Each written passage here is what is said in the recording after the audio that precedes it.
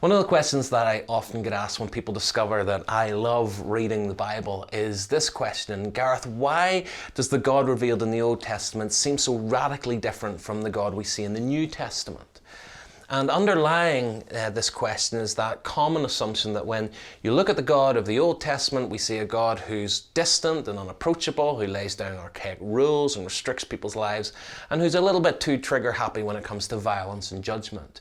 And yet when we go over to the New Testament part of the Bible, we see that God appears to have got his PR in order and is now all about love and forgiveness and peace.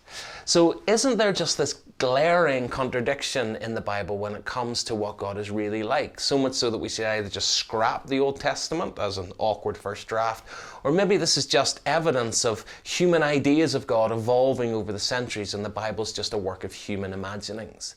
And my initial response to this question is always to ask this: what are the specific examples of contradictions about God's character or behaviour that you find between the Old and New Testament as you've read the Bible? And the reason I ask that is because I often find that this view about the Bible is not always based on people's first-hand study of the Bible for themselves.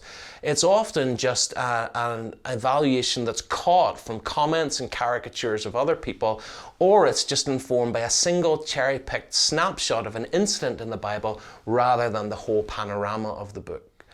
And in the same way that I would only expect my atheist friends to take my challenges to atheism seriously if those views were informed by actually engaging with the primary works of atheists for themselves, it's really important to make sure that our views about the Scripture, if we think that Scripture is inconsistent, if we think how the Bible presents God as inconsistent, it's really important that our views are actually informed by an honest and open engagement with the Bible for ourselves. And that doesn't mean that you have to believe the Bible. It's just a caution that we need to be really careful about jumping to sweeping conclusions about a person's character based on a snapshot of evidence or based on hearsay that we've picked up from other places. First time I ever met one of my university friends, he bundled into our lecture 15 minutes late, looking like he just got out of bed and was completely unprepared for the class. And in those early days, I assumed, based on the sporadic snapshot encounters of him that I had, I assumed that he wasn't that committed to his studies. I assumed he wasn't somebody who took his life that seriously, and he wasn't really going to be someone that I was ever going to be close to.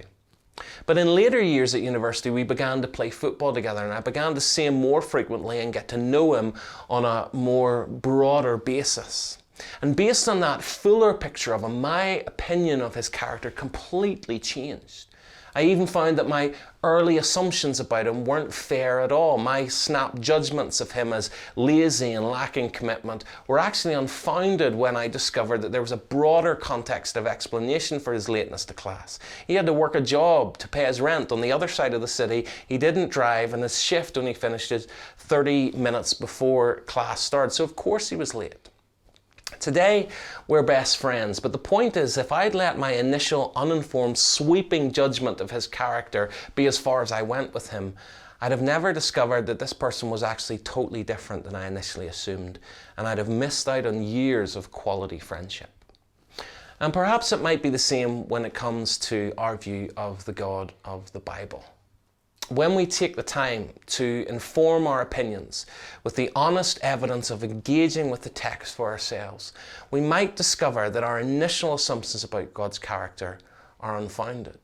We might see that the God, even of the Old Testament, is a God who makes human beings with incredible dignity and value. A God who isn't distant and unapproachable, but always trying to engage with his people and let them get to know who he is so that they can respond to him in a free and informed way. We see in the Old Testament a God who values women, who sees the abused, who takes care of the broken and the hurting. A God who cares for the poor and the destitute and foreigners, even enshrining welfare provisions into Israel's laws. Yes, a God for whom justice matters, who's not indifferent to evil and abuse, and who's not afraid to dispense judgment on the wickedness. But any God who didn't take wickedness seriously wouldn't be a moral God. The Old Testament God is a God who's slow to anger and abounding in steadfast love. A God whom the prophet Jonah got angry with because he wasn't wrathful enough. And yet when it comes to the God represented in the New Testament, Jesus claimed to be the very God of Abraham and Isaac and Jacob. He claimed to be doing the work of the God of the Old Testament when he loved and healed and forgave people. Jesus spoke frequently and unapologetically of God's judgment against evil and the consequences of rejecting the truth. And even in the Sermon on the Mount, Jesus actually ups the moral ante from what was in the Old Testament by telling people that morality is not simply about external behavior, but the internal condition and attitude of our hearts. Fact is that when we look at the entire text of the Bible honestly, we see that this dichotomy of inconsistency between the God of the Old and New Testament is actually misinformation.